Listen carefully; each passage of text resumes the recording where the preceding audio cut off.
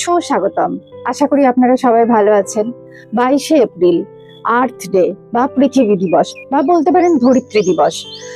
পৃথিবী আমাদেরকে দিনের পর দিন কত কিছু দিচ্ছে, আমরা প্রতিনিয়ত তার কাছ থেকে কত কিছু নিচ্ছি, কিন্তু একটু কি ভেবে দেখেছি পৃথিবীকে আমরা কি দিচ্ছি? অন্তত 365 দিন না হোক, একটা দিন, এই বিশেষ দিনে আমরা কি একটু শপথ নিতে পারি না পৃথিবীকে রক্ষা করার বা পৃথিবীকে ধন্যবাদ জানানোর, যে কিভাবে পৃথিবী ভালো থাকে? সেই শপথটা না হয় আজকেই নিই। আজকের ভিডিওটা একদম অন্য রকম। এই ভিডিওর মাধ্যমে আমি আপনাদের সামনে তুলে ধরবো যে কিভাবে আমরা ছোট ছোট অভ্যাসের মাধ্যমে আমাদের এই সুন্দর পৃথিবীকে আগলে রাখতে পারি। প্রথমেই প্রশ্ন আসে যে পৃথিবী দিবস কি এবং কেন এবং কবে থেকে এটা পালন করা হয়। 1970 সালে 22শে এপ্রিল মার্কিন যুক্তরাষ্ট্রে প্রথম এই দিবস পালন করা হয়। উদ্দেশ্য ছিল পরিবেশ সুরক্ষা, দূষণ রোধ করা এবং পৃথিবীকে রক্ষা করার বিষয়ে মানুষকে সচেতন করা। বর্তমানে বিশ্বের 190টিরও বেশি দেশ, 1 বিলিয়নেরও বেশি মানুষ প্রতি বছর এই দিনটি পালন করে। এই বছরে আর্থ ডের থিম ছিল আওয়ার পাওয়ার, আওয়ার প্ল্যানেট। এবার আসি আসলে কেন পালন করি এই দিনটি। মূল কারণ সচেতনতা। ক্রমবর্ধমান দূষণ, প্লাস্টিক আর জলবায়ু পরিবর্তনের হাত থেকে আমাদের ভবিষ্যৎ প্রজন্মকে বাঁচাতে হলে, পৃথিবীকে আগলে রাখতে হলে আমাদের সচেতন হতে হবে। আমি ব্যক্তিগতভাবে মনে করি বড় কোনো পদক্ষেপের চেয়ে ছোট ছোট পদক্ষেপ বেশি কার্যকর। সেগুলি নিয়েই আজকের ভিডিওতে আলোচনা করব। পৃথিবীকে ভালোবাসার প্রথম ধাপ হলো প্রকৃতির কাছাকাছি থাকা, প্রকৃতির সাথে থাকা, প্রকৃতির মাঝে থাকা। এই ধরুন বাগান করা, যেমন আপনারা যারা ফ্ল্যাটে থাকেন, অন্তত ঘরের মধ্যে জানালার মধ্যে একটা ছোট ইনডোর প্ল্যান্ট করুন, মানি প্ল্যান্ট করুন, অ্যালোভেরা গাছ করুন, বা একটা কোনো পাতা জাতীয় পাতাবাহার রাখতে পারেন।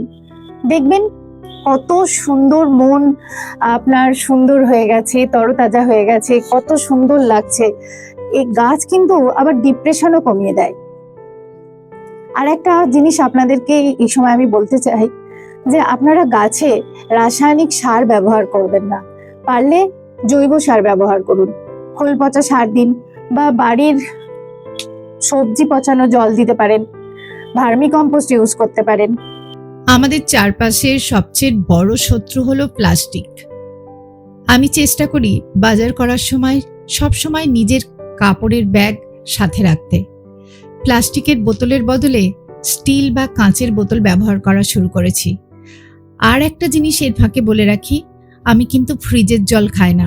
আমার একটা মাটির ছোট্ট কুজো আছে, সেটাতেই আমি রাখি, আর সেখান থেকেই আমি জল খাই। আর একটা জরুরি বিষয়, আমরা যে সারা দিন অনেক ডাস্টবিনে সব জিনিস ফেলছি, সেইগুলো যদি আমরা আলাদা করি, প্লাস্টিক আর পচনশীল ময়লা, এই যে ময়লাগুলোকে আলাদা করতে পারি, তাহলে আমার মনে হয় রিসাইকেল করা অনেক সহজ হয়ে যাবে। এই ছোট ছোট পরিবর্তনগুলোই ভবিষ্যতে বড় প্রভাব ফেলবে। আমরা কি জানি পৃথিবীর মাত্র 1% জল মানুষের ব্যবহারযোগ্য? তাই মুখ ধোয়া বা দাঁত মাজার সময় কল খুলে না রাখা, বা ঘর থেকে বেরোনোর সময় সুইচ বন্ধ করা, এগুলো কোনো বড় বড় ত্যাগ নয়, বরং আমাদের দায়িত্ব। ধরিত্রী দিবসে আসুন আমরা এই শপথটুকুগুলো নিই। এই ছোট্ট ছোট্ট পদক্ষেপগুলোই কিন্তু আমাদের চারপাশের পৃথিবীটাকে সুন্দর করে গড়ে তুলবে। পৃথিবীটা আমাদের সবার। আমরা যদি আর যত্ন না করি, তবে আগামী প্রজন্ম একটা সুন্দর পৃথিবী পাবে কিভাবে? আজকের এই বিশেষ দিনে আমি আপনাদের কাছে একটা অনুরোধ করব, অন্তত একটা গাছ লাগান এবং সেটার দায়িত্ব নিন। আজকের ভিডিওটি আপনাদের কেমন লাগলো অবশ্যই কমেন্ট করে জানাবেন। আজকের ভিডিওটি আপনাদের কেমন লাগলো, বা আপনারা প্রকৃতি রক্ষায় কি কি করলেন? আজকের ভিডিওটি আপনাদের কেমন লাগলো, বা আপনারা প্রকৃতি রক্ষায় কি কি করলেন বা পরিবেশ বাঁচাতে আপনাদের পরিকল্পনা কি? আমি গতকাল ইউটিউবে একটা কমিউনিটি পোস্ট করে দিয়েছিলাম। সেখানে আমার এক খুব প্রিয় দিদি তিনি লিখেছেন, তিনি খুব গাছ ভালোবাসেন। তিনি লিখেছেন তিনি 5 থেকে 6টা গাছ লাগিয়েছেন। শুনে ভীষণ খুশি হয়েছি। আর একজন দাদা ভাই কমেন্ট করেছেন যে গাছ লাগাবো।